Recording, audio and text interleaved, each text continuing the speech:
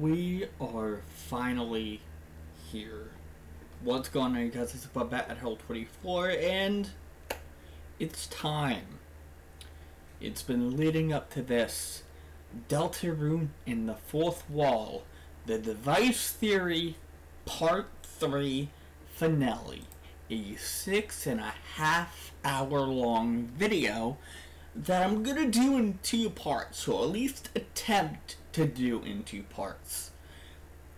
Each part is going to be 3 hours long, so we'll do 3 hours now and then 3 hours in the next one. I want to make this as concise as possible with little to no interruptions between each one. And we'll probably stop at around the intermission point, which I scrubbed through and is about around 3.5 hours into the video. If we make it there, we make it there. If we don't, we'll pick it up at the 3 hour mark or whenever I decide to stop. I'm gonna make this intro as short as possible. Not gonna be too much of a big intro here. If you want to watch the rest of the Device Theory here, I'll probably make a playlist of the other Device Theory videos that have been here. Don't want to explain it too much. Anyway, let's go. Yo, this is the third and final part of a 3-part series about Deltarune's meta-narrative. Parts 1 and 2 both discuss the entirety of my findings in Deltarune as a whole, from certain secrets, both well-known and obscure, to the sweepstakes, to other non-game material, to internal data, to even user interfaces and menus to try to figure out what Deltarune's message might be. This part will be going over the theory I've made to all of my findings together, so if you're not too savvy on Undertale Deltarune lore and Easter eggs, have not played the games, or just in general have no idea what I'm talking about, I strongly recommend you watch at least Part 1, but Part 2 as well would be ideal. There is a lot I go over from here on, so I don't want you to be too confused. Oh, and aside from Undertale Deltarune spoilers, obviously, there will also be spoilers for a few other things in this video aside from them. More specifically, the general plot of the video game known as Superhot and the SCP-2614 page. But either way, I can't really stop you. I'm just telling you in advance that this is where I go complete. So, going over Superhot as well, I guess Superhot kind of follows the same thing where it uses meta stuff to tell a story. Which kind of makes sense here. I don't know what SCP-2614 is. So allow me to, SCP-2614. Allow me to just go, into a little bit here. There's SCP-3. Okay. SCP is that. So, was it 2614? 2614 is a DVD copy of the 5th season of the television of The Sopranos.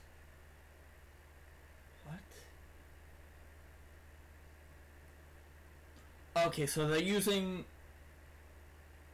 the wait. Okay. So this is during a scene where a character is watching the film. It's not an elemental action programming a scene where a character is watching the film blank. If the player button is pressed on any working remote device, the loser is going to control the camera view through the device's directional pad. So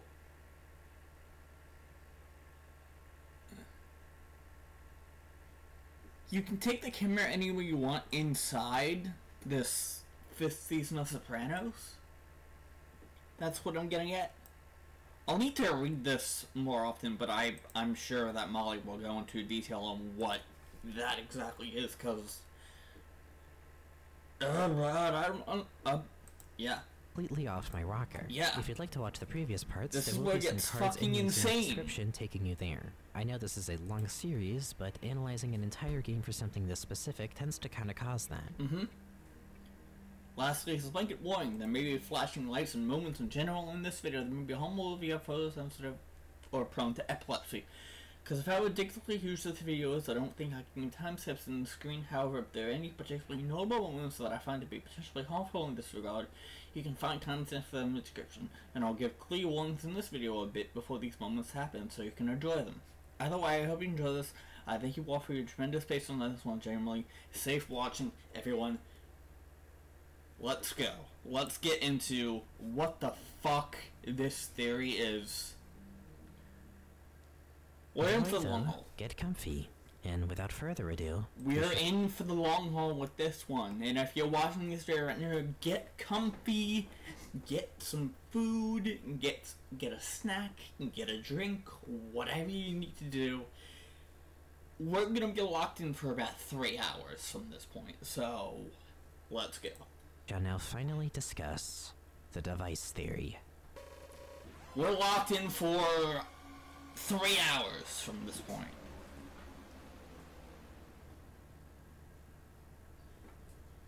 So let's get into it. Now, I'd like to make something clear before we go any further. Yep. This has been, by far, the hardest part of this series for me to really put together.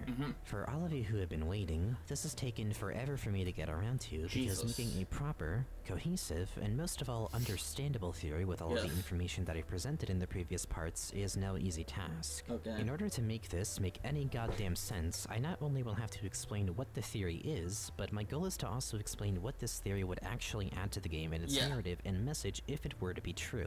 The theory itself is just one hurdle, where several more are to come after it, and because of that, my main struggle is making sure that this video— And plus, we only have the first 2 chapters anyway, so, I mean, not really much to go off of if we only have 2 chapters, plus everything else that we've talked about, stuff that Cashier said on the Twitter, the stuff from the the newsletters that we know, what we don't know, what we can only infer, stuff like that. It's crazy. Like I said, I'm not gonna pause much, but I just wanted to say that. Doesn't just turn into rambling about random, vaguely related details and going so off the rails that it becomes hard to follow. So, I want to be locked in for 3 hours. I decided to structure this part in a more unique way, making subsections of this one, more or less. In specific, there are 6 sections that we'll be going through, each one being revealed as we get to them. Obviously, this first section will be going over just what the theory is, the device, and everything else, so that we're all on the same page what the hell is it? Through what lens exactly I'm trying to analyze Deltarune's meta-narrative in. But before we even go into that, I'd like to also set a couple of things straight just for clarification's sake. For one thing, while I have put a lot of work and thought into this theory to make sure it makes as much sense as possible, I'd like to also take a moment to say that my intention is not to convince you that I am entirely, certainly right. There are people who are going to disagree with my take on the game. There are going to be leaps in this part where I can't fully prove certain things as much as I'm just going with my own preference for what I think. It's a theory. It's not supposed to be fact. That's all I'm gonna say. It's a theory for a reason. It's not fact. We are inferring things based on what we know, what we don't know, what we could possibly know. Will work better. For example, I may believe that the player is directly diegetic and important to the game's story. However, other people may believe that they're indirectly diegetic or just not diegetic at all. You mean a metaphor, right? Right? Pure theory land now, I can't give you only objective info. This theory does hinge on some unanswered questions having uncertain but confident answers. Such comes with the territory of theorizing and speculating about currently incomplete game. We don't know for sure, but I may believe some things we can say, more likely than other things, but certainty. if you think I'm dead wrong, or if you have a wildly different take, then all the power to you. I personally have a lot of confidence in this theory, but that doesn't mean that I am convinced of it being the end-all be-all, or that it's truly what Toby is going for. Hell, I'm not even trying to predict anything super specific that may happen in the game, like literal bosses and whole cutscenes and the like. At least, not necessarily. If what I am about to say is all true, then the very most I could predict is the direction the game will go in tonally, the general message of the game, character motivations, and perhaps some elements of what will become the game's ending in a thematic sense. But I don't know what that ending truly is, and I don't know what Toby truly is trying to say with Deltarune, nor am I trying to parse that from him. At the end of the day, that would be trying to figure out what fever dream Toby had that led him to making Deltarune, and I don't know about you, but that's a pretty fucking tall task. If you think you can pause the fever dream at the same amount of country, this fucking paragraph, which is deleting data is a tough thing. Just mention if you make room for your specifications, delete all the image, blah blah blah blah blah. Okay, bro. Okay. From buying on a Toby Fox's secret base, I think you're actually full. I'm gonna be real, we're never predicting that ending. Yeah, we're never predicting the ending of Deltarune, because this is Toby we're talking about. Nobody knows what goes on inside Toby's mind. The only person that knows what goes on in Toby's mind is Toby himself. So, we could be in for a wild fucking ride for the next few chapters, including chapters 5, 6, and 7, because, or good luck trying to figure out what the ending to Deltarune's gonna be, holy shit. Even good luck trying to figure out what the closer to chapters 3 and 4 are gonna be, because my god, we don't even know that. Task even for me to attempt pulling. So, don't take what I'm going to say as gospel, and feel free to challenge it after. Yeah. Take this as purely just a what if. That is what this kind of theorizing is at its core to me, and we're not here to get into flame wars about who's right and wrong. Yeah. I may be more passionate and more confident about some things being a certain way, but just about every interpretation has merit to it, no matter how nonsensical. And for another thing too, because I won't know when this video is actually going to be out until I'm about 99% done with editing, but I'd like to also say that because I am this far in the series, I am now automatically immune to any and all whataboutisms you might want to throw at me. Yeah, I don't give a shit if the circle state of mid-production. What do you see is in a pre-spring, pre-chapter 3 full world, okay? Well, we're still in that world, so you don't really need to worry about any of that shit, because we're still in a pre-chapter 3 to 4 world. I mean, come on. The only thing that we got were a couple of newsletters between part 2 and part 3, so you don't really need to worry about that unless there's stuff in the newsletter that kind of dates a couple things. I don't really know about any of that stuff, but, you know, you never know. Now it's not dated, but in a year from now, or 2 years from now, when chapters 3 and 4 are out, hopefully by then, I don't know if they are, hopefully it'll be out within a year. If not, then I'm going to lose my goddamn mind, but, you know, we never know. Toby says something about Deltarune in a newsletter that suddenly recontextualizes a lot of things. Too bad, too late. Yeah. I'm not about to just make a sudden segment to talk about it. We are too far in to make corrections now. Yeah, except for one little thing in the Valentine's newsletter, but I'll get there when I get there. Another boy, theorist suddenly unearthed something mind-blowing about the game that I wasn't aware of. For context, this is what I learned about the 3 Chris saves and have to then we go on next to several minutes. One about why I think Chris doesn't actually have 3 saves. Preparing discovery which also feel last minute additions, but I can't take more of these at this point. Prior to writing this? Cool, but I'm gonna save that shit for another video. Yeah. Too bad, too late. Toby releases chapters 3 and 4 while I'm working on this very video? He does not. Shit, that's a sign I took way too long to finish this thing. He did not. What am I gonna do? Just stop? No, that'd be fucking stupid.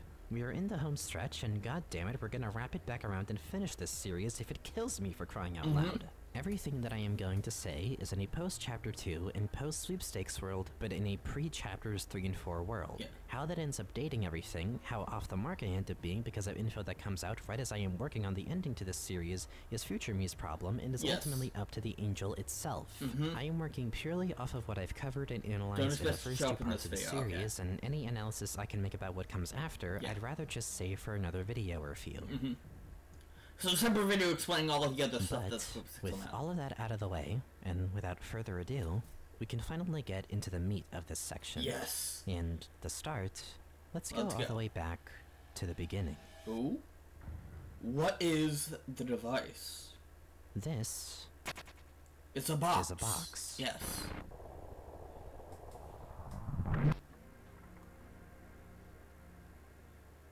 As I discussed at the very beginning of this series, everything outside of this box is reality.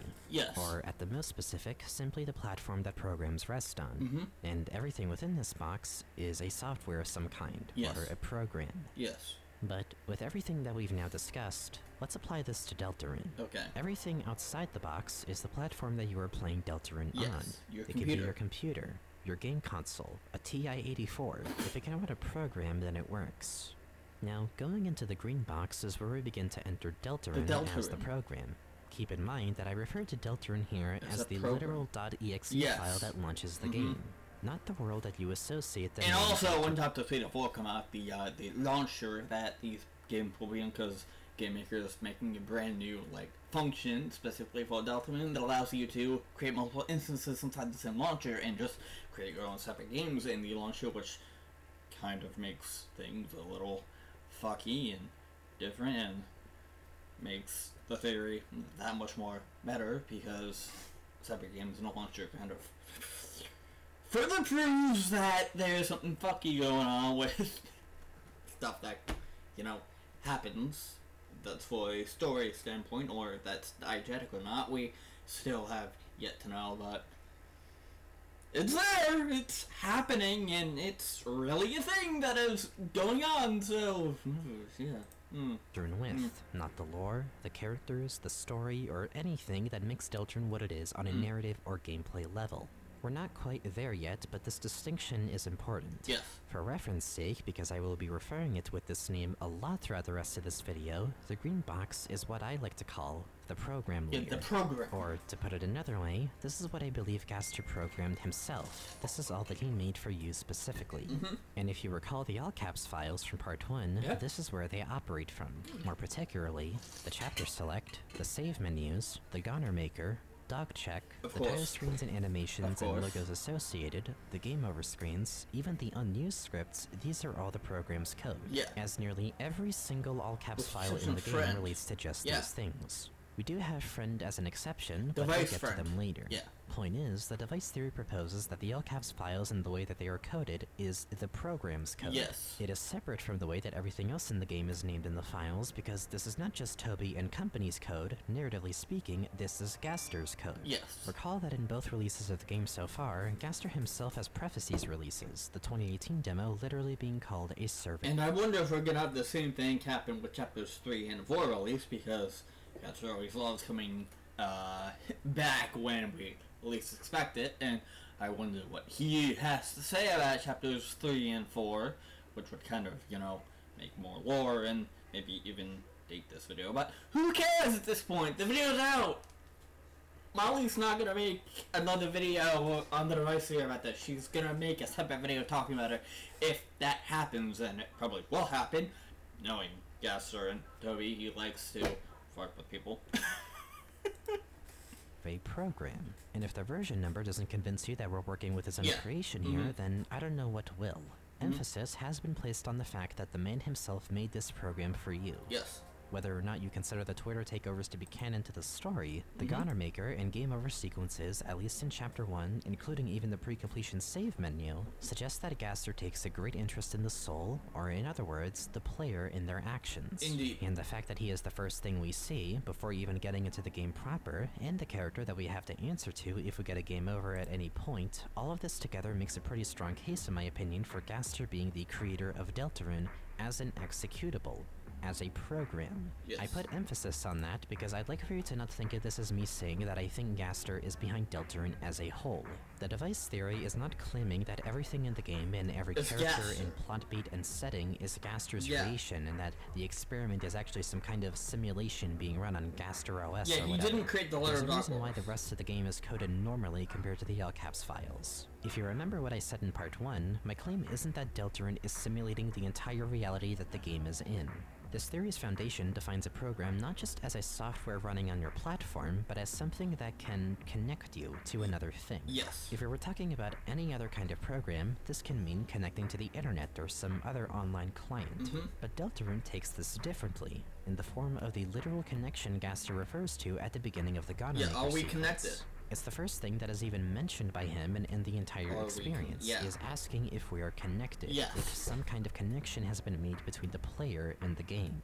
Before going any further, my point is that the program is the bridge between our world and Deltarune's world. Whether that be light or dark, this program was made with the purpose of connecting us to Deltarune's world at the bare minimum.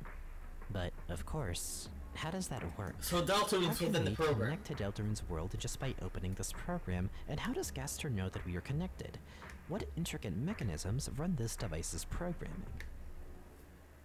I love that technology connections or tech connections. We only need one such mechanism. The soul. This heart-shaped object. This whole time, I've casually referred to the soul as the player because, as far as we know, there is no other equally likely candidate for who the soul represents. We could say the soul might have belonged to Chris originally, and that may very well be the case, but to stay as objective as possible, let's just say that we don't know who the soul really belongs to at the beginning of the game, and that for all intents and purposes, it's just there to be a thing for the player to control, that it is at least our soul in terms of it being the one that responds to our inputs. One can make the case that it seems outlandish to imply that Gaster just has our soul and that he literally got to take and examine our soul from the real world into the program. But who's saying that Gaster is the one doing the work there? He simply made the program, but we're the ones that are connecting to it. Yeah, we're connecting. There isn't some server we know of that is taking us to this other world. I believe that we don't need that. In fact, I believe that we're already doing it right now, through a little something we call suspension of disbelief. Or, to be specific in definition, one's ability to emotionally and mentally tether oneself to a piece of fiction, to whatever severity that may yield. After all, what is suspension of disbelief? What is immersion, if not its own form of connection? Undertale already has toyed with the idea of immersion in video games, Flowey being an example of someone who had eventually completely lost the suspension of disbelief for his own world. The act alone of suspending it has been acknowledged by the games as something diegetic, or at least instrumental to its narrative. I believe Gaster knows this, and he made this program not to take our soul by some force of his own, but to make it all the more convenient for us to hand it to him.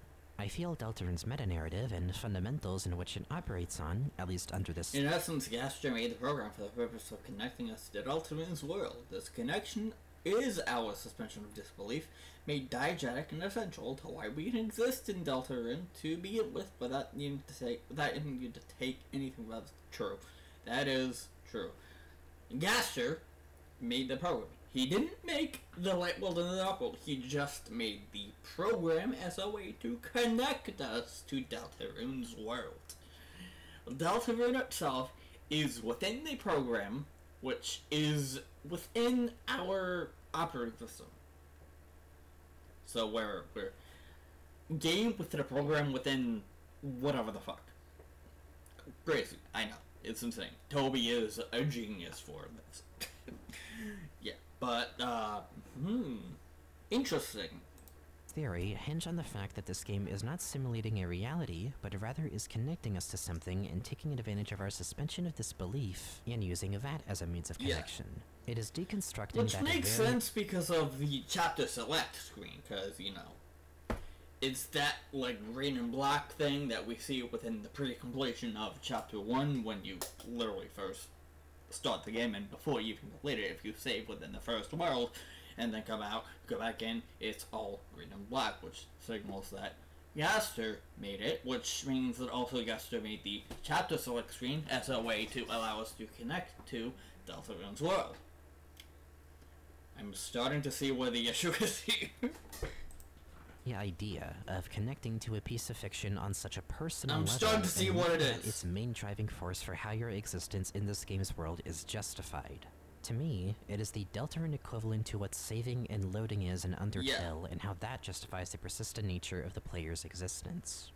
And to me at least, that sounds kind of insane. It does. How can a game use such a thing against the player, you may ask? How could separating the game as an executable from the game as a world and story be deconstructed to say something meaningful?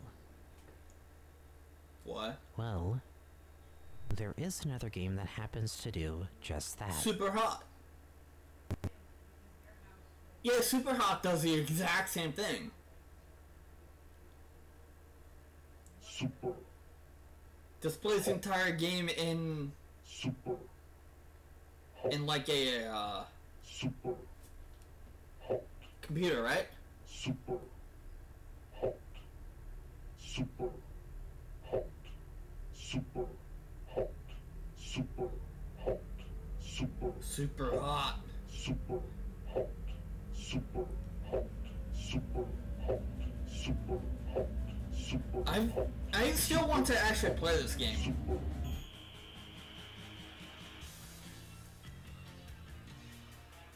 Superhot is an FPS series where time only moves when you move. Yes. The series so far has 3 games, but for this video I'll be only focusing on the original game that released in 2016. There isn't much to say about it at its core, other than I think it's a really good game, and truly the most innovative shooter I've played in years. But the gameplay itself goes without much explanation. Yeah. The goal is to just progress through minimalist levels and shoot the red guys before they get a one-shot on you. But we're not here to talk about Superhot's gameplay, We're here to talk about the meta stuff stuff in general, necessarily. Let's get to the meta What stuff. I want to focus on here is the menus. The computer menus. Much of Superhot's story doesn't actually quite take place in the levels themselves. A good bit of it does, but I'd say a lot more of it happens here. When you open this game, instead of being shown the kind of menu you'd expect from any other game, you're instead met with a unique operating system. You can look through some settings, watch videos and trailers, run some demos, screensavers, play a mini-game or two, even look at a hacking chat room. And Superhot, as the game that you know it for, is just one of those many applications. A crack that a friend sent to you that just seemed kinda cool. Yeah. Over the course of the game, you play through it, but you're booted out a few times once the game realizes you're not supposed to have access to it. However, later on, after being stubborn enough to keep playing it anyway, you're more directly shown by the game, or rather, the system for lack of a better name, that Superhot is not just any old game. Yeah. It's a tool. It's something with more significant consequences to it in reality, which they prove to you in the form of making you go to the exact place that you're playing the game in and making you hit yourself pretty hard in the head. For a good bit, the system continues to insist that you stop playing. It alters your messages to your friend, making it seem like you don't want to share the password to the game. It forces you to play a tutorial level and nail in that you don't have any control over yourself in this program. It even forces you after a certain point to actually literally quit the game, not letting you pick any other option. But you can't help yourself. You just want to get back into the game. Even when you know you shouldn't, you open the game again. And the system sees your insistence on just wanting more, and it gives you more. Except now, it takes you into its own, as you realize your mind is leaving the body that you are playing the game on. Eventually, you reach what is known as the core, and using a new ability that allows you to occasionally swap to another person and control them instead, you hot switch into the core to try to upload your mind into it. And after enough attempts, it works, with only one thing left to do. Go back to where you're playing Superhot and terminate your own body, so that your mind exists only as software, to be assimilated into the system itself. Then, all that's left is to continue playing Superhot forever and spread the word about it to others so they can potentially do the same. I'd go more in depth into what the hell the story of the game really is, and I might have some details mixed up admittedly because it is a little bit vague in some places. It's a cool game that's though. At least the gist of it, and I'm not here to make a video essay series on a whole other game. Now, I'm not going to sit here and tell you that Superhot is literally just like a Deltarune in its entirety, or that this is even remotely useful for creating anything in the latter, or that they have anything to do with each other in a way that would benefit theory crafting for Deltarune's lore. The story and themes are certainly different, although I could make the case that the two wouldn't be that far off, and Superhot really is just what would happen in Deltarune if Gaster was actually evil, like people may assume him to be. But Superhot has its own meta-narrative, and similarly to Deltarune, one that hinges on the actual program that you open being separate from the core game that you end up playing. You don't immediately open the game itself upon launch, you open an OS menu. And in both cases, that distinction is important, because it allows the game to have world building. Yeah, which is very, very similar to Deltarune, because Gaster has made this program, and you launch a chapter, which launches Deltarune inside this program. It is very, very similar to Superhot, because you don't boot into the game, you boot into an OS, which allows you to run a program, which then boots up the game within this OS. And it's very, very, like, in your face that you're in an OS, because it boots you out many times and fucks with you. Beyond the game itself, and adds a bit more depth behind some aspects of the game that would be hard to address otherwise. Yeah. For Superhot, it's used to touch on the game's broader theme of how people are drawn into games and become progressively more invested in them in their surrounding communities. And more particularly, the darker side of that, where eventually people may feel addicted to it, or like they can't get enough of it, even if it puts their actual life on the line, and results in the player becoming completely detached from not just their reality, but their physical body in the game's story. As you play through Superhot, you, the player, become more invested in it and just want more of it. And, in fact, your reward for getting through the story is unlocking the endless mode and challenges. You become freed by the system, by getting access to more of the game. That same access that you were lacking, which led to it booting you out at the beginning. Yeah. Through having this degree of separation between the core game and the program itself just being an operating system that happens to connect you to Superhot, the story is able to be told. I remember playing this game with my friend a while back. Like, it was my friend and me and my brother, so we all sat in a room. He brought his, like, Xbox or something like that, and we played Superhot, switching off the control every time we died. It was fun. It was actually really fun. I like Superhot. The game is cool. If it were not for this distinction being made, Super Hot would just be a game where you shoot red guys and time moves when you move, and that would really be it. And any attempt to tell the story that it told without that separation would have felt flat, or at least it wouldn't be as likely to actually connect to the player as efficiently as it does. Yeah. I don't think you would feel as addressed if it weren't for the game opening with this menu, and the game itself just being one of the many things accessible in that menu. Having the menu be its own OS forces you to acknowledge it as more than just a screen you have to skip through in order to get to the meat of it. Yeah. Moments like your own messages being rewritten by the system to take away agency from what you want to say, or looking into that chat room after finding out the secret terminals to see how the system is telling the moderator to act and telling them what to do to get more people invested in Superhot, or the game actually needing to be closed and reopened just to do that sick as hell animation of you going into the game and then stopping in the middle of it and forcing you to walk the rest of the way into a more pixelated version of the jail cell room. None of that would be possible, and none of the game's themes would feel less fleshed out if the game wasn't structured the way that it was. And while it does it much differently than Deltarune, it does in fact fuck with your suspension of disbelief just as much. It does. By taking advantage of that feeling of just wanting to play more of it, you're eventually forced to acknowledge that it's your own investment and suspension of disbelief that's fueling this connection to the system to only grow stronger, even when it initially tries to ward you off. Yeah. By allowing the core game to be sandboxed within the program narratively, rather than being the program itself, you're forced to grapple with the fact that you are engaging with a software, with something that you have to connect to, with something that to you at least is fictional. You have to make the conscious choice to not only open it on your platform, but to keep going through the program and to open the game yourself, and be aware of how that goes against the system's suggestions at first. And by deconstructing that idea, the game eventually uses your insistence on seeing more of it against you. Yeah. Superhot, for whatever flaws it may have with the length of the story, is a game that separates the program from the core game excellently. And when you look at how Deltarune's menus have been designed so far, even with it going for something completely different, clearly there is something to be said about the fact that in order to deconstruct the idea of interacting with the software or with fiction in video games, you need to split that hair just a bit. By going with the logic that Superhot may have gone by, the program in Deltarune isn't the world itself, it's the launcher. It's the OS that allows you to connect to each chapter in each save file like you would connect to any game that you would have in your Steam library. Yes. And given that we know Toby and company are intending on the chapter select operating as a launcher app, even if at least just for optimization's sake, I'm only more convinced that this is all by design.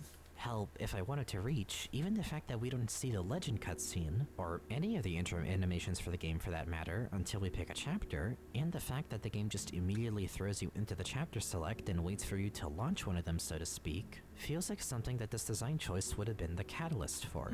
The device theory proposes that Gaster did not make Deltarune's world. He's just made it easy for us to connect. It feels very, very intentional. And I will agree with that. I will agree that it does seem like a very, very intentional move for Toby to make it that way, to where you don't see any of the intros or the animations until you select the chapter. He could have just had that play as soon as he launched the game. But the fact that it plays when you select a chapter, that was done intentionally. I do not think that Toby did that as a coincidence, just by accident. I believe that there is some sort of motive behind him doing that. And we don't know what it is, obviously. We don't know what it is. We can't get into his fucking mind, you know. No one can. Like I said at the beginning of the video. It's Toby. No one knows what goes on inside his mind. But we can't say for sure that it's intentional, but we can at least all agree that it's a little weird. And with 95% confidence, I can say that he did that on purpose. Again, I have no proof to back it up. There's no source. Source is literally, I made it the fuck up, but I didn't really make it the fuck up. But I did, but I didn't, but... to it through the program that he made. Yes. Or, in other words, the device that he made. So, for those who may have been asking this whole time, and to finally answer the question what is the device? The series poses, yes, the Deltarune executable itself is in device. Fact the device that I speak of. Pack it up now. Case closed. You finally got your answer. Yeah, it's done. It's over. It's over. Thank you all for watching. I'll see y'all in the next video. Goodbye! I'm not. No, I'm not. But I would make a joke and actually end my recording, but I do not want to do that. it's not the whole theory, though that is at least one of the major cornerstones of it, which I think all the evidence I've so far presented makes a very solid case in favor of. If you want to go any further with this theory, we have to not just look at this box from a software and technical perspective, but a narrative one. After all, everything within this box is not only a software, but in the context of Deltarune, everything within it is fiction.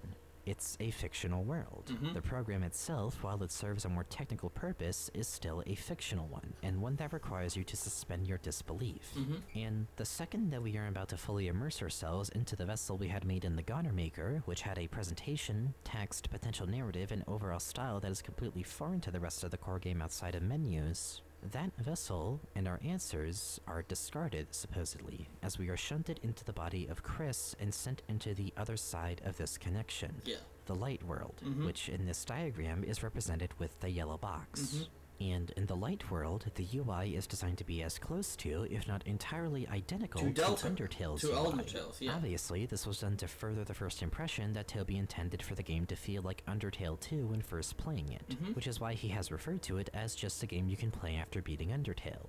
But beyond that, I think there is something substantial to the fact that from this point on, just about everything you see on screen when taken apart in the files is coded completely normally compared to the program layer. I get the feeling from this that the Goner Maker was designed to be something that you would eventually have on the back of your mind or even forget about as you continue playing the game, as you get more invested in what Chris and their peers are up to.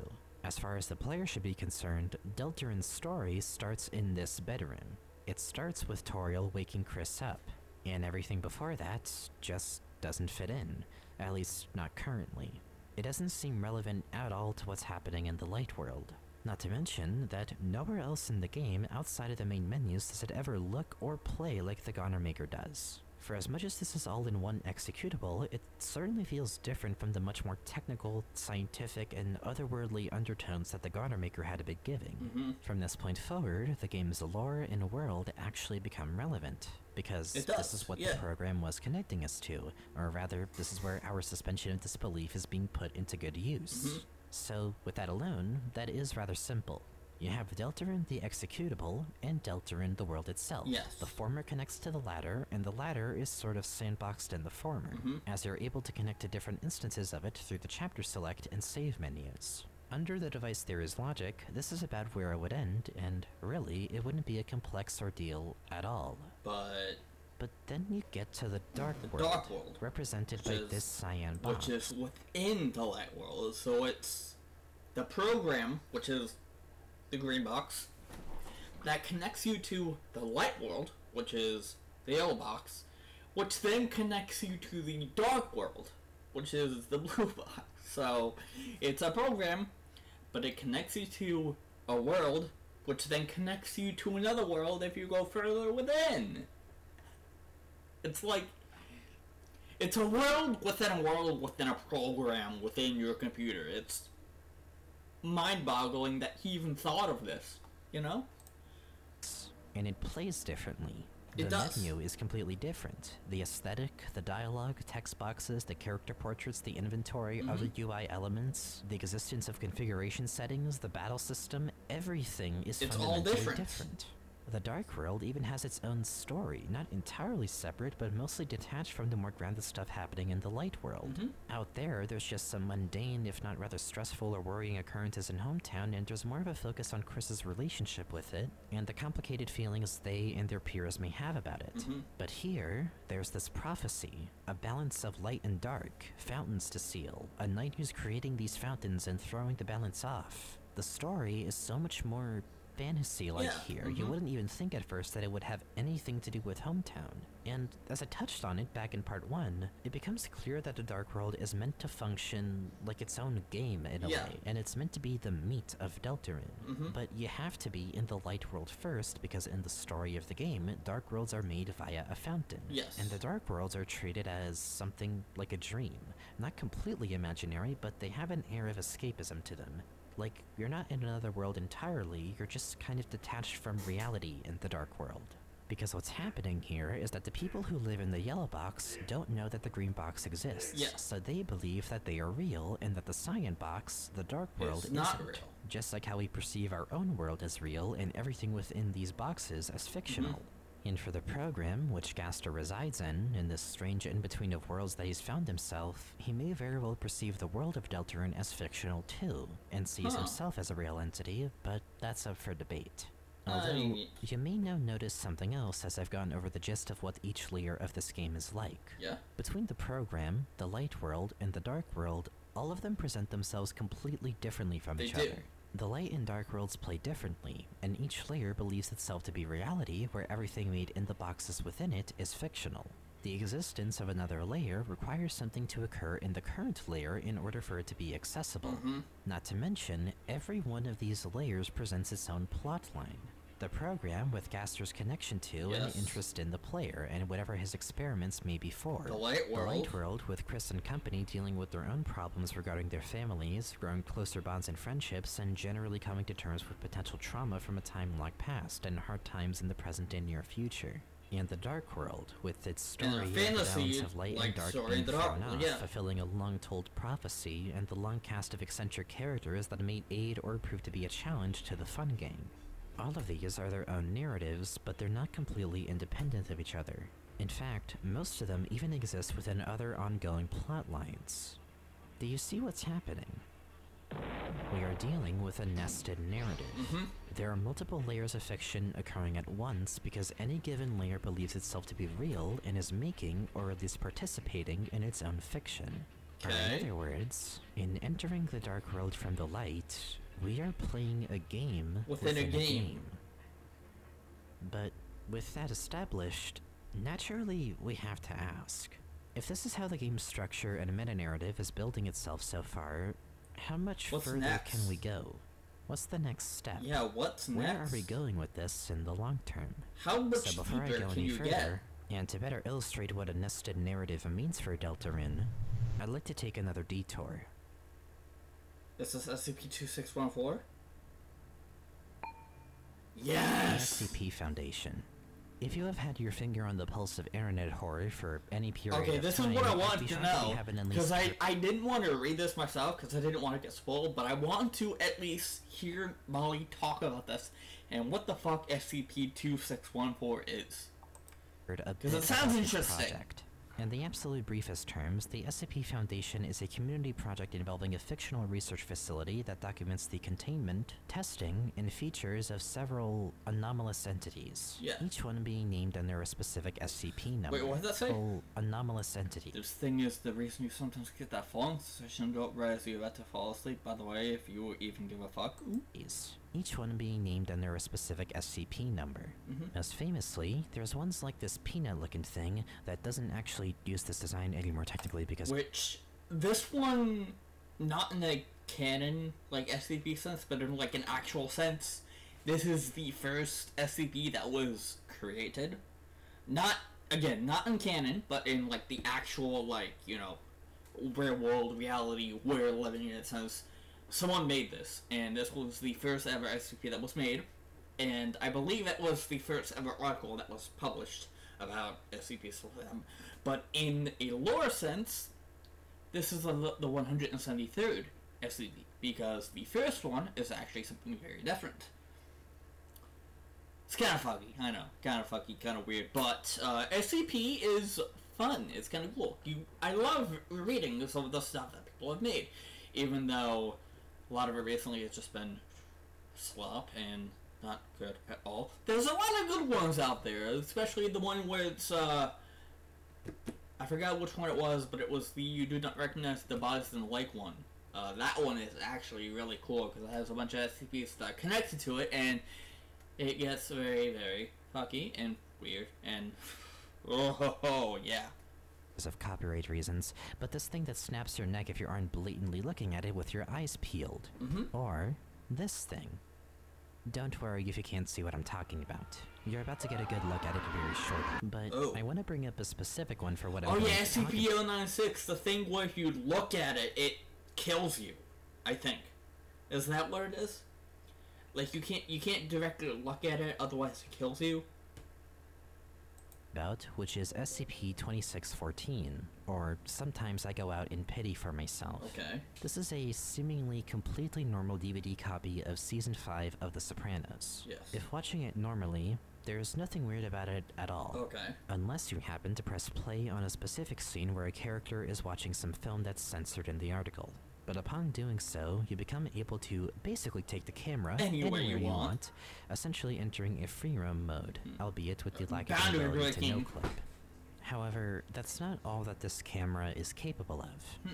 If you decide to take it to any television or screen that happens to be showing some other kind of film or show or some visual media on it, you can end up leaving the Sopranos' universe and going into that one instead. Accessing a fictional media within a fictional media. What? For the remainder of this article, there is a mix of experimenting with just leaving the camera in different areas in The Sopranos, but also a lot of testing with this ability to go into other fictional universes. They entered 2001: A Space Odyssey, The Wizard of Oz, The Simpsons, a commercial for laundry detergent, an MP3 visualization on Windows. But to me, it's the last bit of testing that's especially relevant. Here, they decided to test a theory that if you can go into a fictional universe, and that one happens to also have its own fiction in it, then, in theory, you could continue entering fictional universes within universes infinitely. They start by entering Sandman, a popular serial drama in The Sopranos. Then, a popular TV show in the Sandman universe called Carolyn Carolyn. Then, a slasher film that plays in an abandoned home in a TV show called Snakebite. So, they're in The Sopranos. They take the camera into the Sandman, which is the movie that's playing in The Sopranos. Then they take the camera into a movie that's playing in the Sandman, called Carolyn Carolyn. And then they take the camera into a fictional movie that's playing within Carolyn Carolyn, which is within Sandman, which is within The Sopranos.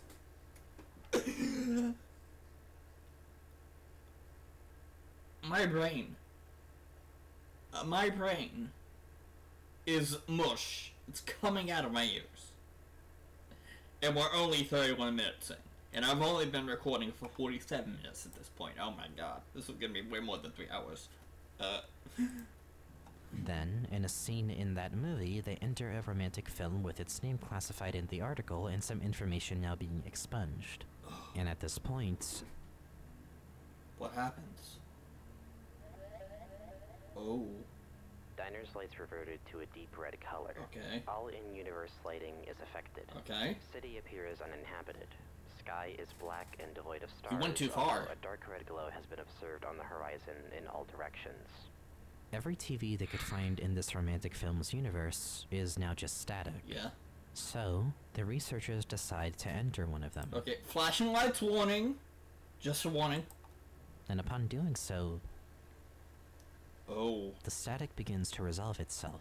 So there... Here's what we got. We took the camera around The Sopranos. We went into a fictional movie within The Sopranos called Sandman. And then within that movie, we went into a fictional movie within the Sandman universe called Carolyn Carolyn. Then within Carolyn Carolyn's universe, we went into a fictional movie by the name of Snakebite. Then within Snakebite, we went into an unnamed movie, which went completely red and completely black. Nothing happened. Then within that movie, we went into one of these static televisions. Article describing it like the POV moving through a cloud or field of static. Okay. But then... POV eventually appears in a brightly lit hallway. All directional movement is restricted except for forward travel. What? As the POV advances, the image becomes more saturated. Oh. What? What the hell? And from there, we don't know what happened after. Oh. At least, probably not unless you do some much deeper digging into the larger lore of the SCP Foundation and into like fucking pataphysics or something, but well, let's just bring this back on track. Yeah. What I just described is an example of just how deep the nested narrative idea can go. And furthermore, I think it may share some similarities with how Deltarune is handling this idea, it gets very specifically in how the Dark Worlds work. In the sweepstakes segment, I touched a lot on how Deltarune has been so far using its own fiction to refer to itself. Yeah. Dragon Blazers most especially does this, Yes. and just about every mention of it alludes to things that either have happened in Deltarune, or could at least have very striking parallels drawn to. Oh, wait. So what you're getting at is, we open the program, we then launch the light world, we then go into the dark world, which is a game within a game. Then we somehow go into Dragon Blazer 2, which is a game within a game within a game. Please make this happen. I would love for that to happen. To it that may indirectly foreshadow events to occur later in the game. And Noelle especially seems weirdly connected to this, as she even comments on Dragon Blazers' combat working similarly to the Dark Worlds. We also have cat petters, which, while not as apparent in the game so far, does connect to both Spamton and the eggs that can be found from the man behind the tree. What the fuck? Why did Fidel at everyone?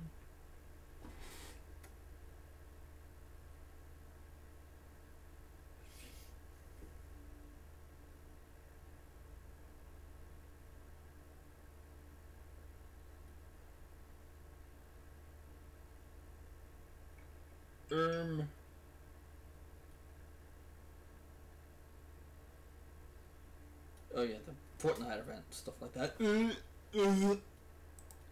Tree. In both cases, the fictional media in Deltarune plays a key role in forming the Dark Worlds. Yes. And if not that, then inanimate objects and concepts in general, and even people's thoughts, tend to shape a Dark World and its theming. In this diagram even, I could technically group Dragon Blazers, cat petters, and even the board and card games and internet in the Light World as their own smaller boxes in this yellow box. Yeah. Which all come together to form the Dark World. Yes. And the connections between darkness and fiction are very apparent here, but I'm going to touch on that in just a bit. With all of this in mind, as well as the other themes that I'm going to touch on later, it's obvious to say that the concept of interacting with fiction and engaging with it is a central theme of Deltarune. Yeah. Through not just examining how we interact with it, but how the Lightners interact with it and how fictional characters are treated in general. And this connection to fiction has been examined rather closely in both chapters so far.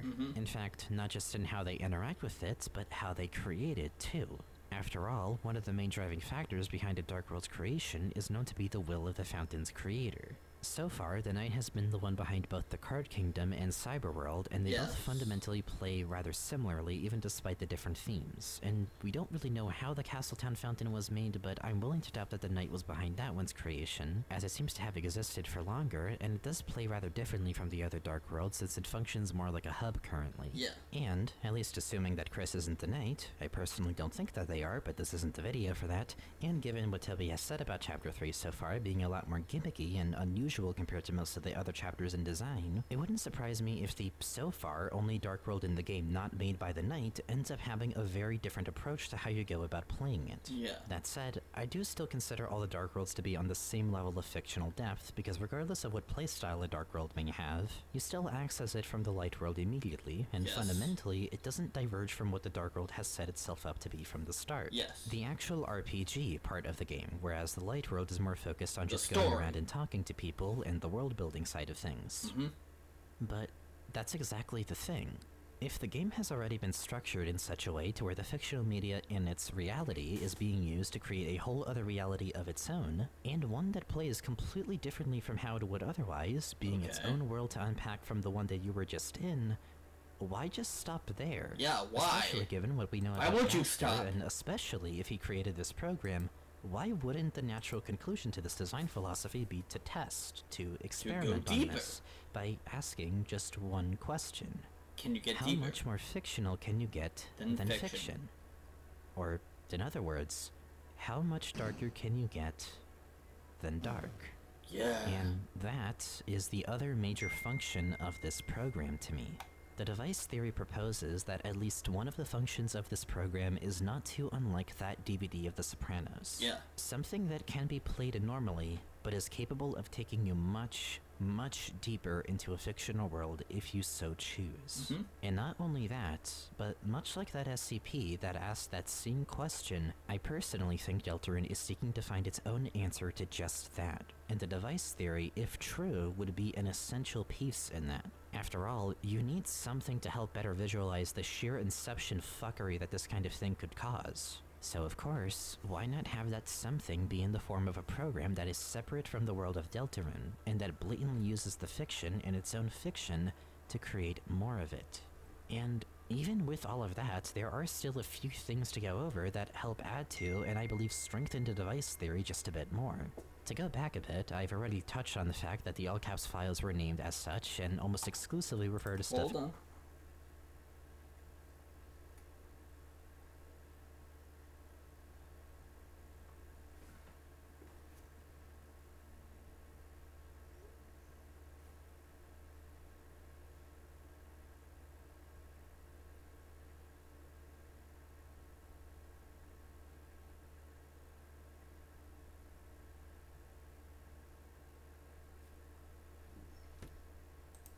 in the menus and stuff that's outside of the core game.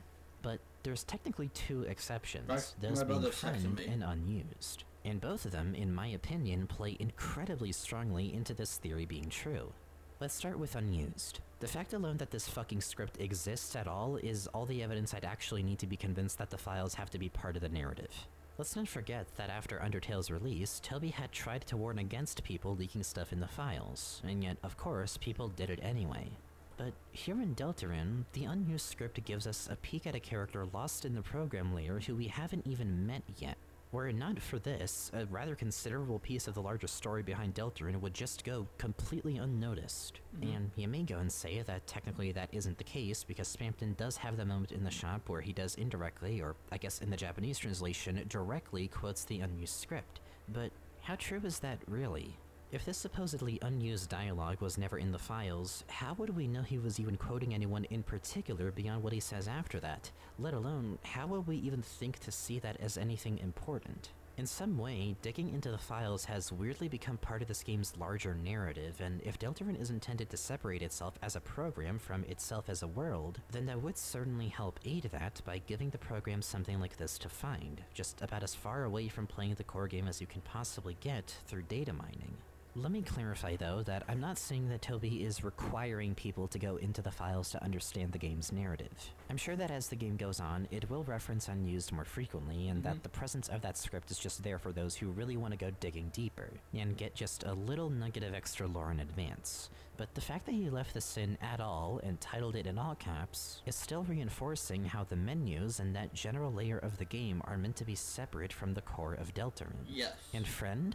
Given that they're the only other all-caps file that doesn't appear in the menus, but is the only one that appears in the core game, that already has its own huge implications. The name alone, the way it only appears in an already very off-the-beaten-path sort of area, and the fact that it appears just out of reach before disappearing, the only real takeaway you can get from this is that this is a character who exists on the same level as Gaster may exist currently, or perhaps even nearly on the same level as the player.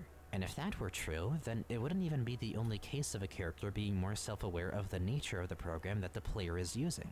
Just look at Ralsei. Everything I said about him in part 2 pretty much shows that a lot of the time when he's referring to Chris, he's really referring to the player more likely.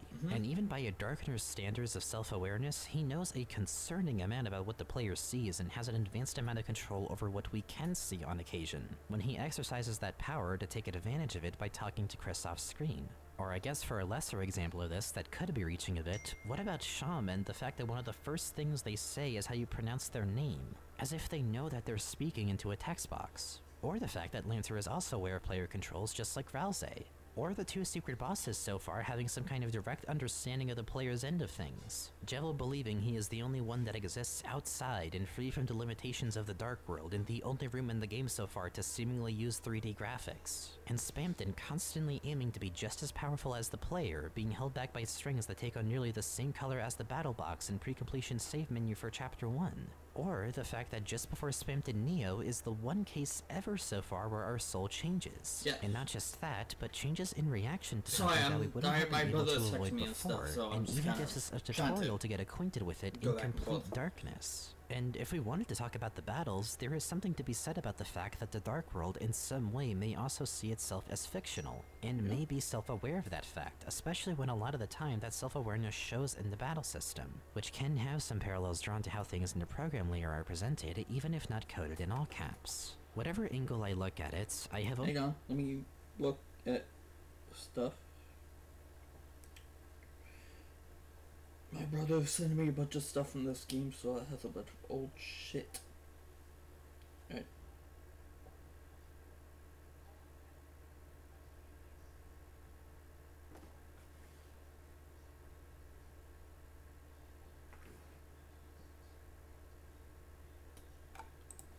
Only become more convinced over time that a lot of the strange things that happen in this game, and strange design and presentation choices, become suddenly so much clearer when looking at it through the angle of Deltarune. Not just as a game running on our computer, but as a program that has connected us to another world and the worlds that it makes within it.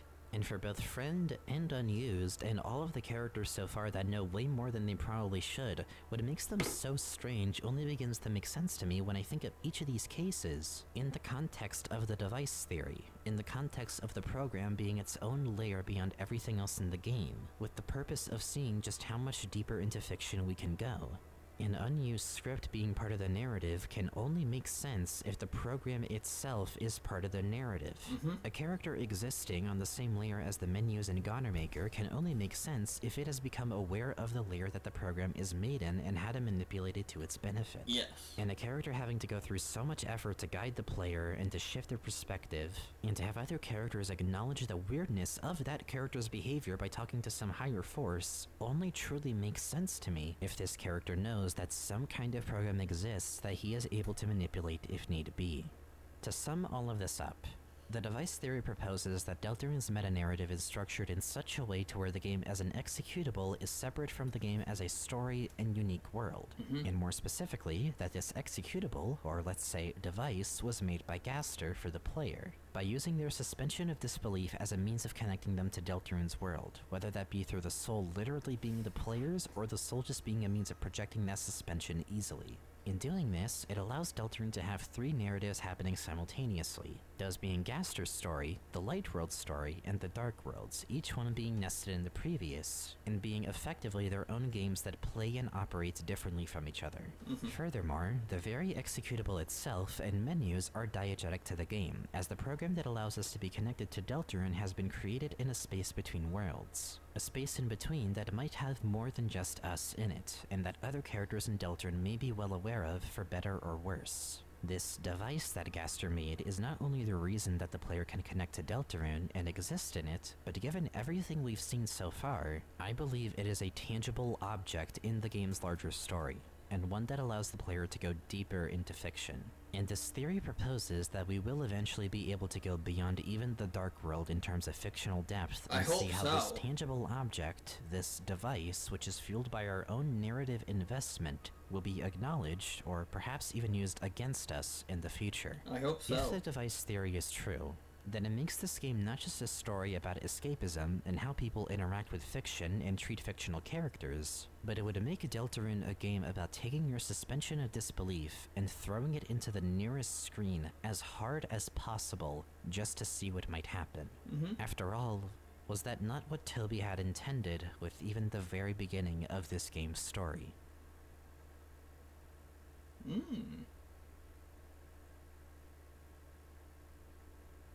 And there's our answer. After all of this time, that is what the device theory is at its core. Okay. That's what it all has been building up to, and why I needed all of this context in order to get around to making the theory itself. Because even I needed to have a much larger grasp of the game before I could feel confident in it, and even as I'm saying all of this, I still feel unsure if I got this theory across just right. But to some extent, this theory is finally out of my head, after all these years. And since you got what you came for, I suppose there's nothing more to really add. That's all from... Oh. Because even I needed to have a much larger grasp of the game before I could feel confident in it. Oh, shit. Flashing lights coming up. Warning. But to some extent, this theory is finally out of my head, after all these years. And since you got what you came for, I suppose there's nothing more to really add. That's all from me. Is what I would say if I was a pussy. Yeah. Let's get into it. See, I've talked about the theory. I've gone over what I'm actually trying to propose and how I got to that conclusion and what is ultimately my own personal ideal view of what the game's meta-narrative could pan out to be. Okay. But What then? What should you, the viewer, gain from this? What's the point of this possibly being true? What answers can we actually find from going with this philosophy? And what should you take away from the game and its potential message if this is how its meta-narrative is structured? I don't want to just end this analysis off on simply giving you my theory and calling it a series. We went through 2 entire chapters and then some worth of material. For fuck's sake, this series isn't even solely called the Device Theory, it's Deltarune and the Fourth Wall. Yeah. This theory is just one piece of the bigger puzzle I want to put together. Now that I've given you the philosophy I've been analyzing this game with, just so that we're all on the same page, we can now start asking the question, why? Ooh. Why would Gaster make a tangible device to connect our world to Deltarune's in the first place? Sure, I think something like that seems super interesting and a very cool way to manifest something as esoteric as suspension of disbelief in a narrative and mechanical context. But that's just the means. What are the ends? What is the goal behind all of this? Well, to start, we have to go back to the very beginning of Deltarune's rollout. We don't know much about his motivations other than the very likely conclusion that Deltarune is the experiment he was referring to in Entry 17, and that he mentions wanting to create a new future with the player by connecting to them. That is the extent to why he even made this device or program that we are aware of. He has a plan to make a new future, and it involves dark worlds and getting more fictional than fiction. See, the device theory isn't just my take on how the game's meta-narrative is structured. Okay. It's not even a theory in the sense that I'm trying to make an educated guess about the future of the game. It's a theory about the very mentality to which I think Deltarune has been designed. If everything I have said so far is to be true, then we can use this theory as a basis to actually understand the meta-narrative and its themes much more intimately, and perhaps even gauge what Gaster's motivations and intentions behind his experiments actually are. And to do that, I have just the thing to bring back from the beginning of this series. Ooh. Back in part 1, before I actually went over the 2018 demo of Deltarune, I dedicated a chunk of this series to going back to Undertale for a bit, to not only analyze what we learned of Gaster in Undertale, but to dissect what it was exactly about Undertale that made its meta-narrative work, or what made it click.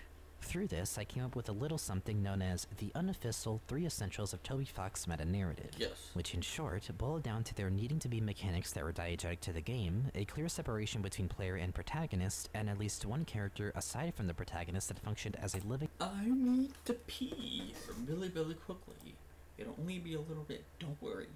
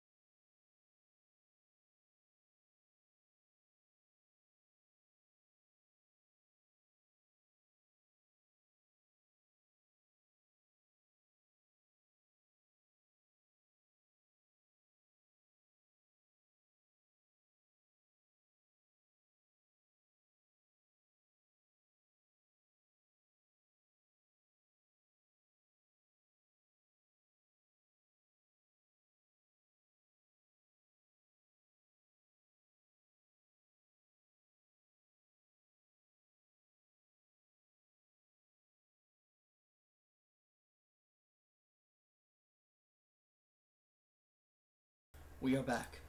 Testament to the game's message. Get right into it. Using just those 3 essentials, I was able to boil down at least a solid chunk of what Undertale's intended message likely was.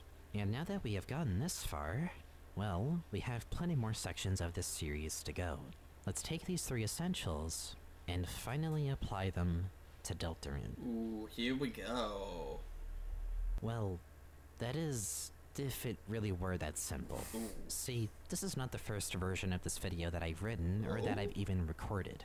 In the original version of this part, I was intending on jumping straight into these 3 essentials and having the rest of this part be pretty much just a long series of tangents about how I think each of them could be applied to Deltarune, and using the device theory as a solid foundation or reference point to support my applications of those essentials. Okay. But as I grew to learn over time, I struggled a lot with really putting it all together. I could apply them just fine, but the glue wasn't there. Even with me applying everything and knowing what the pieces were, I just couldn't figure out how this was all supposed to really connect thematically. Something still felt like it was missing. But as I was working on the second part, and more particularly got around to doing the intermission bit, where I realized that Deltarune's themes can go a lot deeper than just escapism, and seeing how that actually intertwined perfectly with how I was applying those three essentials, I realized something. There was actually a secret fourth essential, and one that should come before any of these three. Ooh. One that I didn't notice when analyzing Undertale because I never had to ask this question when the themes were so much more apparent, and when the game's message was already complete, compared to a game that is still yet to reveal everything that it wants to say. So, let me make this next section a little impromptu amendment to these essentials. Okay. We need to understand not just how the game's meta-narrative is structured, but what elements actually exist so far in the story that warrant it being structured in that way. Okay. And to do that, we need to examine the game's story and themes, and I'd say most importantly, the game's characters, to find some common threads and connections that justify the meta-narrative being structured in the way that it is. So before actually going into analyzing everything in this game that I could say is diegetic, let's introduce a new essential to the table.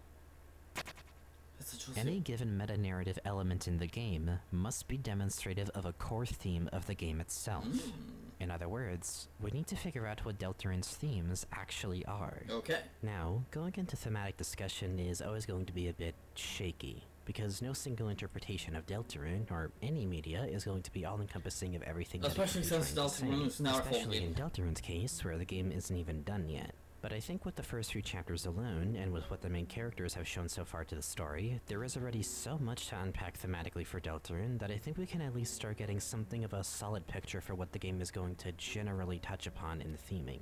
For this section, we're going to find every theme in Deltarune that seems substantially relevant to the story and potential message, and dissect each of them and how they're applied to the game, so that we can understand the general direction that Deltarune's plot is headed towards. In doing this, it should help us not only identify things like the separation between player and protagonist and what is diegetic to the game, but also narrow down what is actually important to take away from those things. Okay. Undertale had plenty of nuances to what was diegetic in it, but I bet when you think of it in Undertale, you're mostly thinking of stuff like saving and loading, or resetting, or fading emotional investment. Not necessarily the more specific things like the game window name changing or Gerson using his shopkeeper status to be rendered impossible to battle. By forcing ourselves to connect each piece to an actual theme present in the game, it'll help us understand not just everything that seems relevant to the meta-narrative with no rhyme or reason, but why those things matter and what specifically matters most so that we don't get lost trying to put everything together at once. So with that in mind, let's start with the thematic elephant in the room that I believe acts as the nexus of everything that Deltarune stands for. Okay.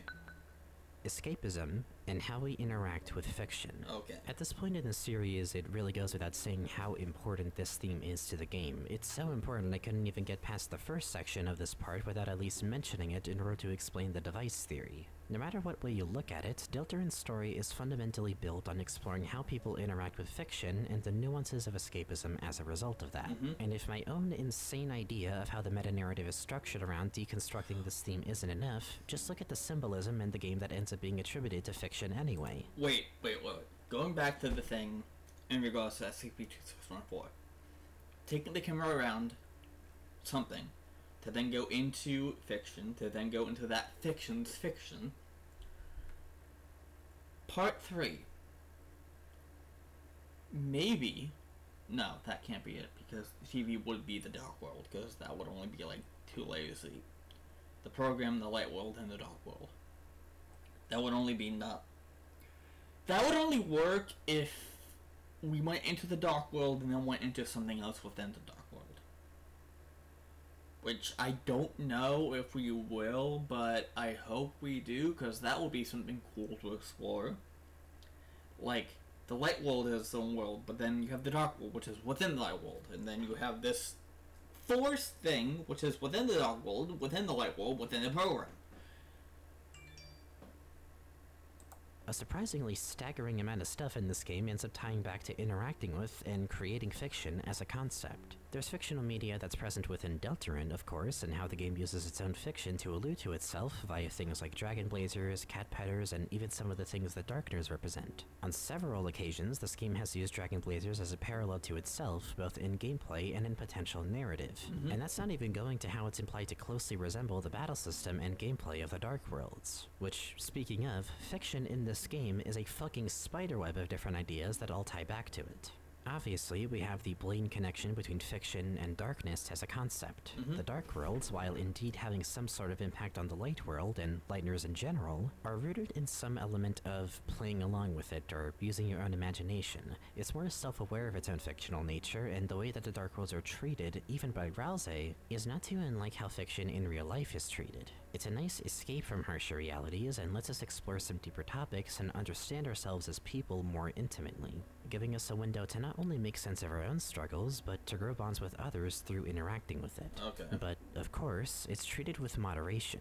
Rouse, for instance, when he hears about Chris and Susie needing to go do their group project, does command them to go do it before returning to Castletown. And need I mention how Rouse shuts down the idea of making a dark fountain within the cyber world, and how the roaring is some kind of thematic manifestation of the consequences for engaging too deeply with fiction, while letting reality completely slip away from you. And even the Dark Fountains themselves play well into their connection with fiction fundamentally, given how they appear in the Light World. Having something emit darkness should be physically impossible. After all, darkness is simply the absence of light. It itself doesn't spread like light would. The concept alone of something emitting darkness is otherworldly. It's unreal. Which is why it works so well in conjunction with fiction as a theme, and why it just works in general for the game's design. Even in Entry 17, which all but directly refers to Dark Worlds, this is touched on, with the line, "Photon readings negative." Of course, that could just be interpreted as the absence of light, as that's just what photons are, light, but given how Dark Worlds work in Deltarune, are you really gonna tell me that it being interpreted as Gaster finding negative photons, or photons that emit darkness, was somehow completely not the intention? I don't know, I've seen people be picky about this line and what it really means, but given it's clearly alluding to Deltarune, which Gaster's existence in Undertale pretty much is a giant massive foreshadowing towards anyway, I would honestly find it a bit strange if the intended interpretation wasn't that Gaster discovered the inherently unreal concept of photons that emit darkness. And I feel that's only further supported by the other allusion to darkness in Entry 17 with the whole darker yet darker bit. This is something that not only is directly quoted by Sham after defeating Jevil, both of which we know had interacted with, or at least had been influenced by Gaster in some way, but it's even referenced on the chair page of the sweepstakes. But what if it could get darker than dark? Or if I were to look at the other meaning of this, clearly alluding to the idea of something being more fictional than fiction. After just 2 chapters, the game has already entertained the question of what would happen if you made a dark world within a dark world. And when you think about the theme of escapism, to me at least, it seems like one of the only natural ways to take this theme further and drive home the risks of escapism, even if in a potentially very surreal and insane way. I'm just saying that chapter 6 opens fucking. Furthermore, the Dark World... What does it say? I'm just saying that chapter 6 opening a fucking RPG maker being you and Nikki Fangy would go hard as shit, and it will be called Darkest World. Okay, I know the blog also says, but I'm just saying, okay, it just makes sense. We need to have a... Furthermore, the Dark Worlds themselves, as I said before, I'm sorry for that. I apologize. I apologize for that. How long is this one? We're gonna be here for a while. Own games within the game. The two well, I said that we were gonna be here for like 3 hours, and I fucking mean it. Have a rather similar way of playing like, I'm not gonna stop this until we're at least and also act like their own genres of fiction, taking place in completely different settings. Castletown. And again, if that happens, if that doesn't happen, I have no fucking idea. You'll see the length of the video. If we did hit over 3 hours, then you'll know that we most likely hit the intermission. But if we didn't, then I probably noped out early. And part 2 will be the rest of the video. As an allegory for taking inspiration from different pieces of fiction, given how you recruit Darkners to send them to Castletown and eventually evolve and build upon it compared to the style it took on at the beginning of the game. The will of the Fountain's creator even plays into this, the Dark Worlds being the stories themselves, while the creator is, in this metaphor to fiction, the author of those stories. And if Chris is separate from the Knight, then it would make Chapter 3's seemingly different and more gimmicky or unusual style of gameplay make all the more sense. I could go on and on and on, frankly. I'm certain there is plenty of things about this comparison between darkness and fiction that I still haven't addressed, but I'll just say that if you want a really deeper look at just how complex these two ideas end up becoming when intertwining with each other, there's another video about the game's meta-narrative by Redhead DJ that really touches on the lore, narrative, and character side of it especially thoroughly that I'll link in a card and in the description. His video definitely breathes some fresh air of its own into discussing the meta-narrative and even opened my eyes to some things about it that I hadn't thought too much about before, such as how the recruit system may play into this theme of engaging with fiction. But darkness is just one part of it. Yes. Another huge outlet that this theme of escapism and fiction is expressed through is the water. The ocean. Yes. Or water in general.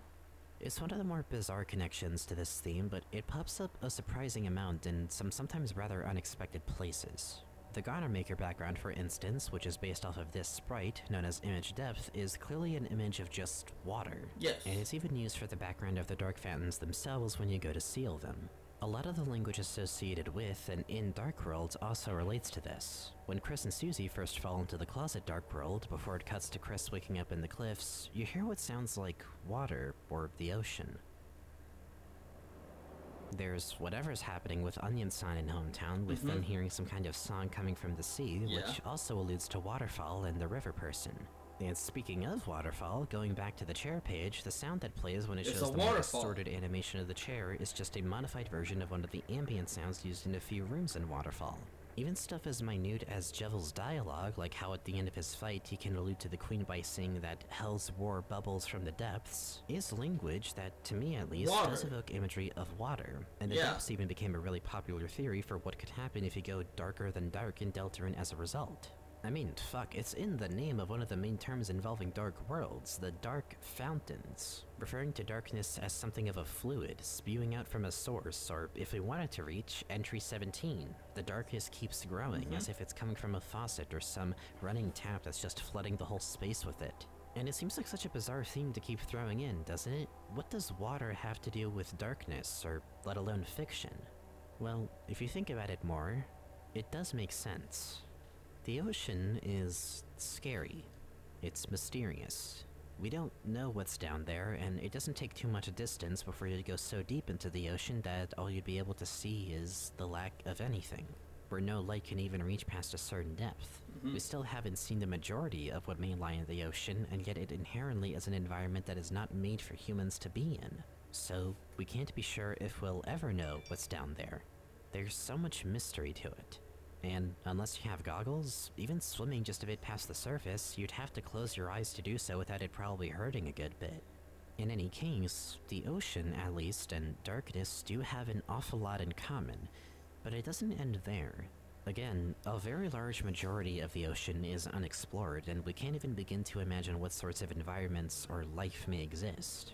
And when you think about it, because of that uncertainty and that fear of the unknown that triggers when thinking too much about the ocean and the secrets that may be hidden from us due to how unfriendly it is to humans, it's no wonder there's also so many myths about the ocean. So many rumors about massive and unheard of creatures that emerge from the surface for who knows what reason.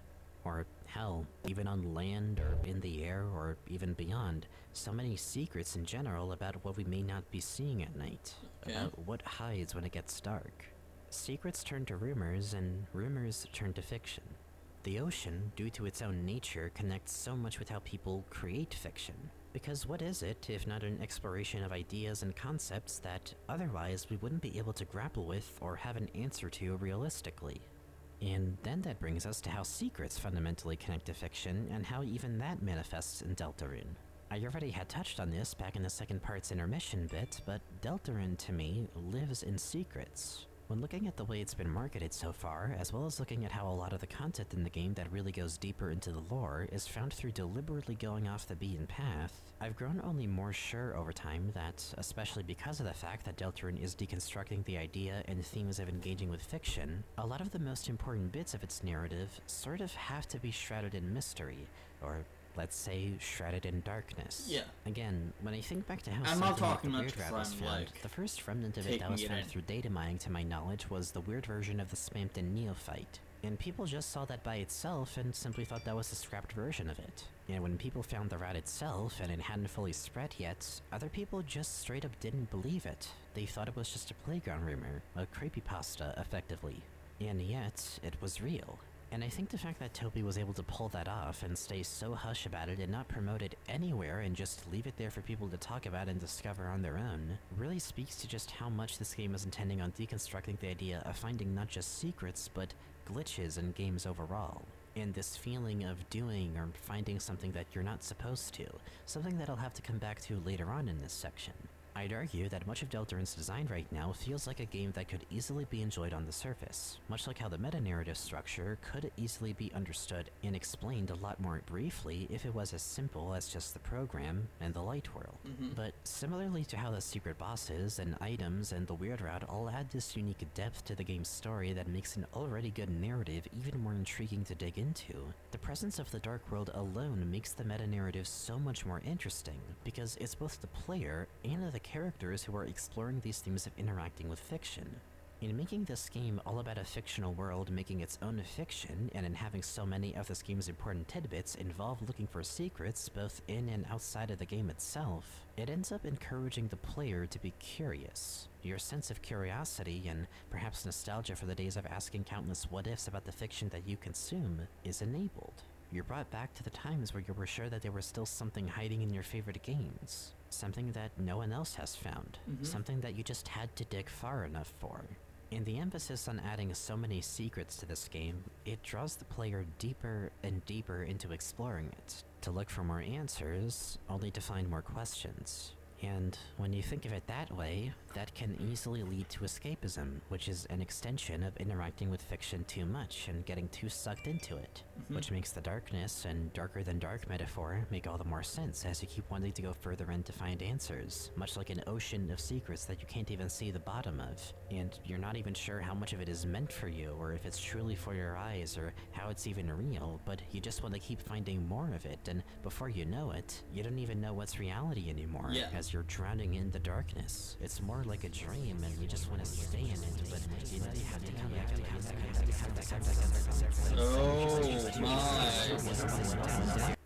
Oh my. You see what just happened? Oh my. Oh my. This is the spiderweb that is Deltarune's theme of escapism and engaging with fiction.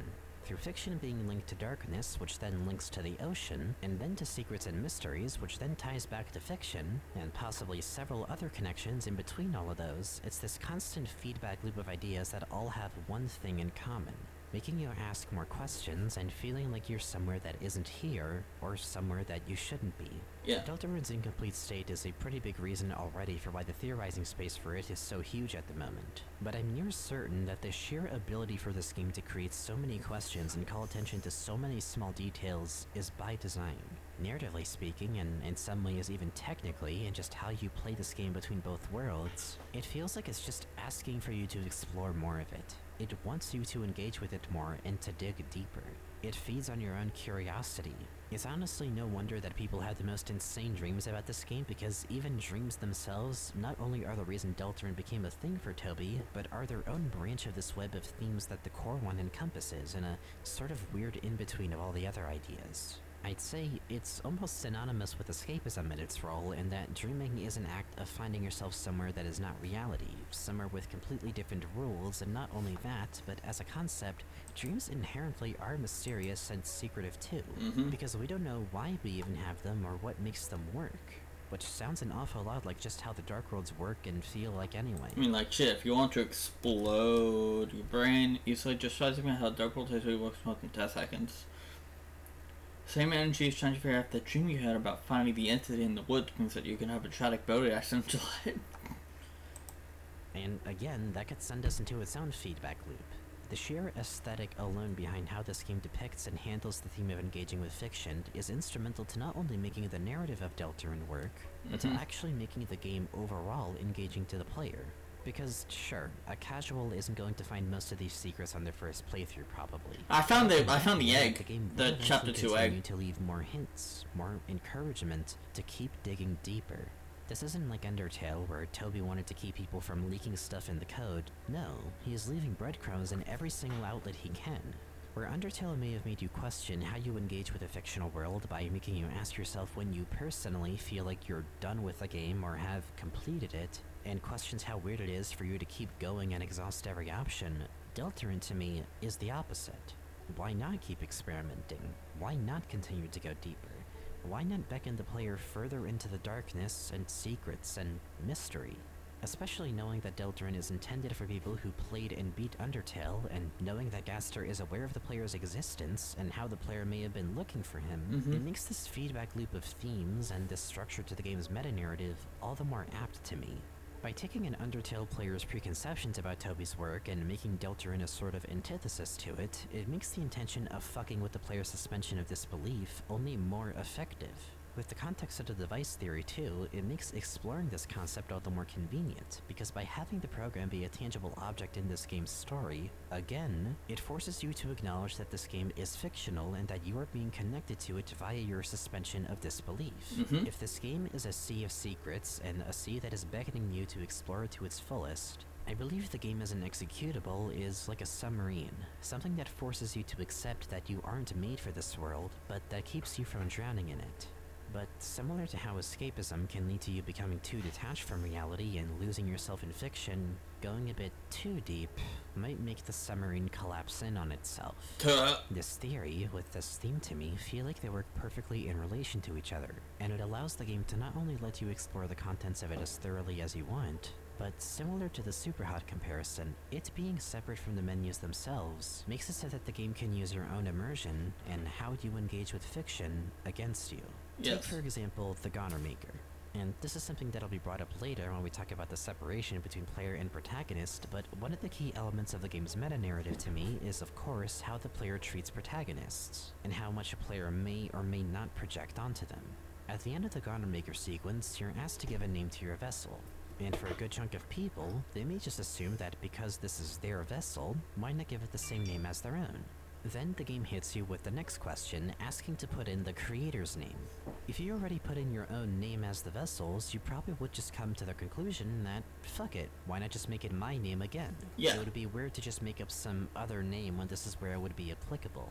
And upon doing this, entering the same name into both fields, Gaster says, of course they are the same. I'm naming someone else because they have a canon name. I know their name is Chris. I've seen it everywhere. Name your vessel. Well, there is only one correct answer, and it is always Roscoe. Well, name your vessel. All right, let's go ahead and do it. Here we are. Whack. What about the creator? Well, I'm also James. Should I do this? Is it going to be like the creator and the vessel are both referred to differently, so I shouldn't do it James? But no, we're going to do both Roscoe. Roscoe all the way down. And what about the creator? Me? My own name. Oh, well, shit, now I seem like a bit of a narcissist because I named him after myself. Yeah, let's go ahead and put the same name. Okay. Of course. They're the same. Wow. Yeah. Again, really? How original. Of course. Of course. They are the same. Of course. Of course. Of course. They are the same. Okay. Our creation... It's a self-insert video game. You gotta understand how this is, right? It did call us out.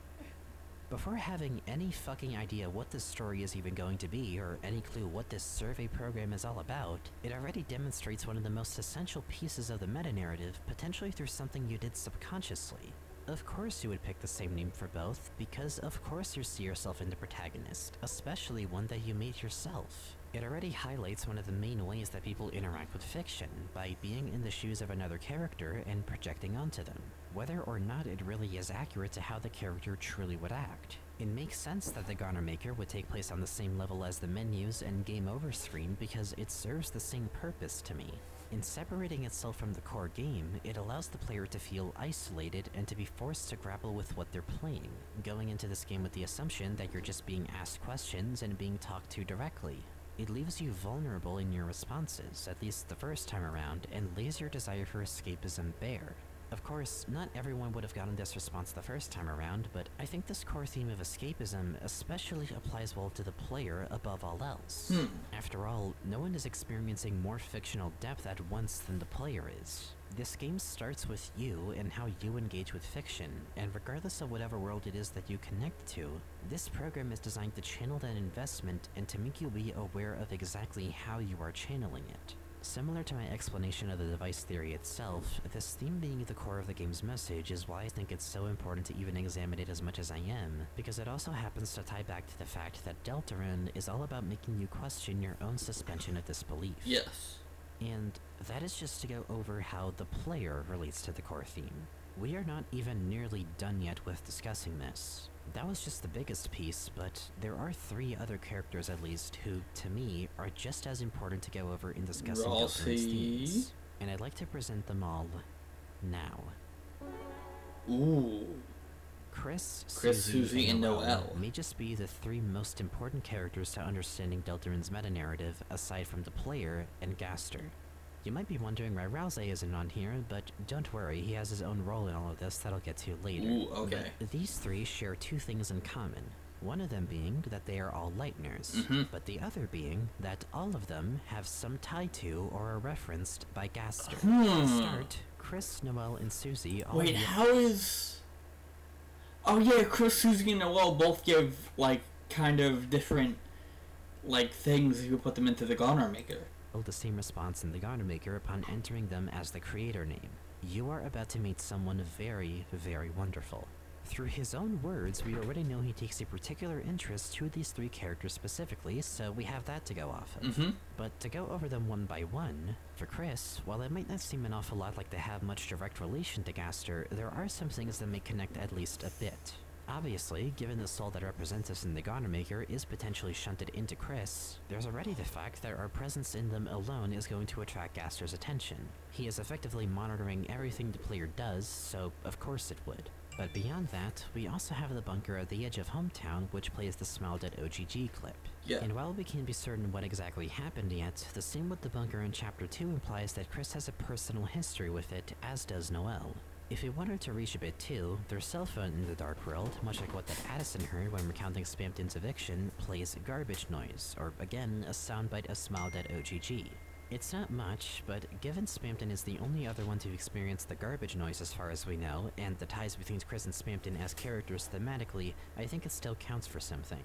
For Susie, we also don't have a lot, but the one thing that we do have that's specific to her is pretty striking, given the fact that her name is the only one alluded to in Undertale blatantly by Clamgirl, just referring to her by different spelling. The fact alone that one of the fun events in that game refers to her by name practically is enough to tell me that she deserves to be up there with Chris and Noelle in thematic importance. And then we get to Noelle, who has way too much going for her in regards to connections to Gaster.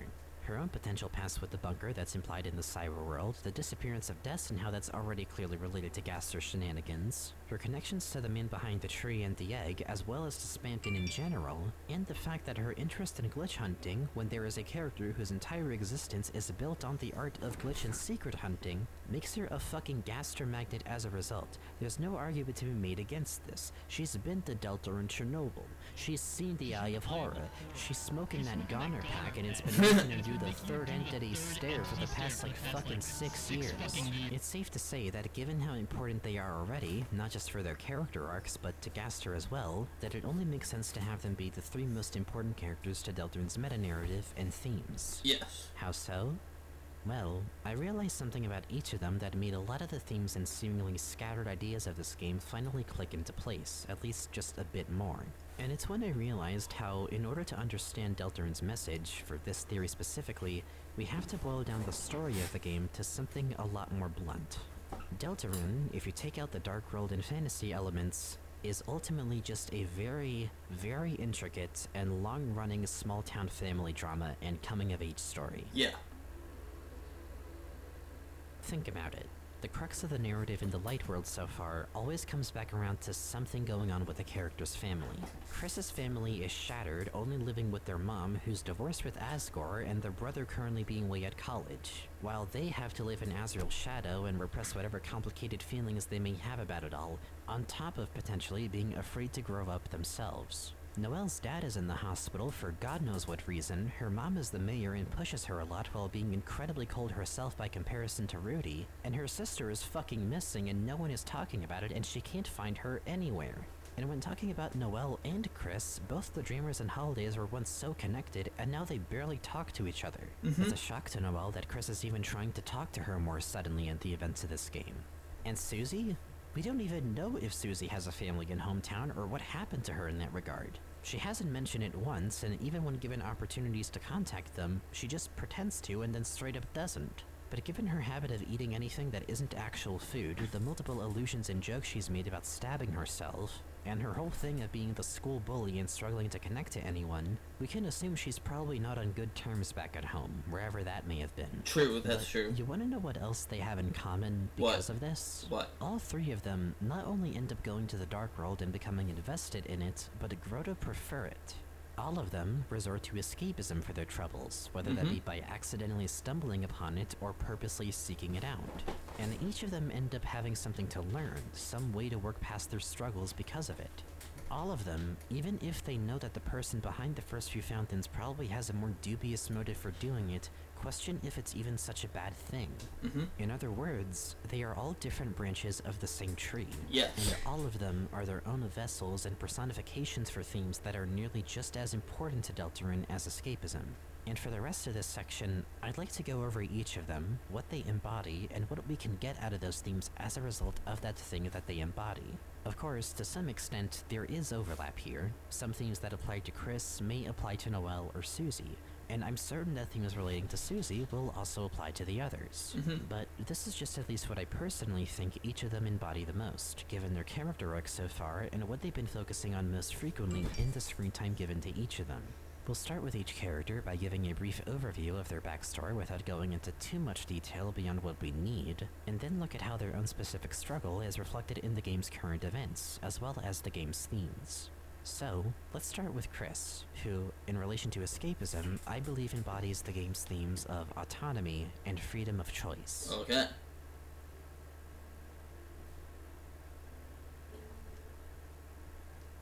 When taking a look at Chris's origins and childhood, given the fact that they're the only human present in Hometown, it's safe to say that Hometown wasn't their place of birth. They were adopted.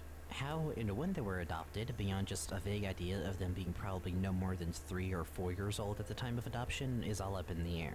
But that probably isn't incredibly important, not as much as the fact that they are the only one of their kind in Hometown. When looking at everything that Chris has done well before our direct intervention as the player, we get a pretty interesting picture of them. They're weird. No one really knows what they're thinking. They have a history of just listening to their older peers. Hold on.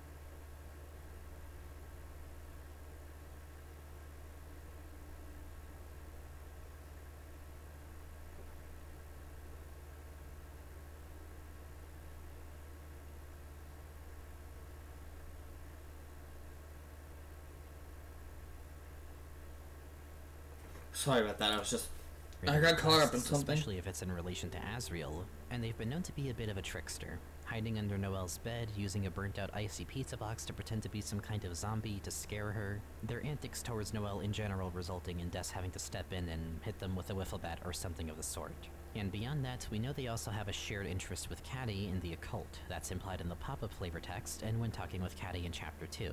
In other words, they've got that MB failure swag. But there's still plenty more to their character beyond that. They have an interest in piano, which they're struggling to play in Chapters 1 and 2 shows something of a frustration on their part, likely due to the player's influence. Yes. And given the fact that they were raised into a monster family from a young age, they may have some complicated feelings about not being a monster themselves. Asking when their horns would grow in and having to wear a headband to make up for the lack of it. Finding a book about how to take care of humans and hastily shutting it closed when faced with unfamiliar people of the sort. They know they're human, but they clearly feel odd about it, not really comfortable in having to grapple with that reality.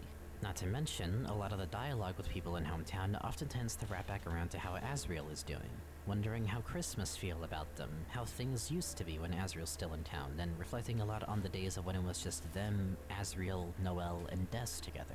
Chris clearly feels some type of way about living somewhat in their brother's shadow, even in Asriel's absence from Hometown.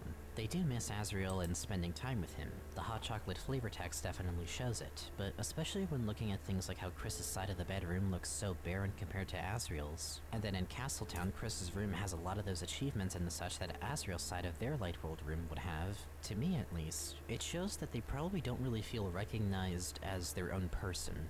There's a lot more to this that can be definitely used as evidence for it, but given that they are the protagonist of Deltarune and relate directly to a few of the original 3 essentials, a lot of those details about how the player factors into their struggle for autonomy are obviously going to pop up later anyway, so I'll save that for the more relevant sections. I'm sorry, I said that I'd do, like, a long video today. I'm just not feeling it. I'm just not feeling it. I'm not gonna force myself to. I'm not gonna force myself to do more than I don't want to, because I don't really want to sit here any longer and watch this. I do want to watch this video because it is very, very interesting, and I do like the device theory and stuff like that, but I just feel iffy. So we'll stop now. We'll continue on tomorrow. I'm sorry. I know that I said that I was going to be for at least 3 hours. I feel like I lied to you all. And, yeah. Okay, I'll upload this one and then probably get to this, I don't know, when I'm feeling much better and when I'm feeling a lot more, you know, like a lot better and stuff. So, yep. That'll be for me. I'll see y'all in the next video. Later.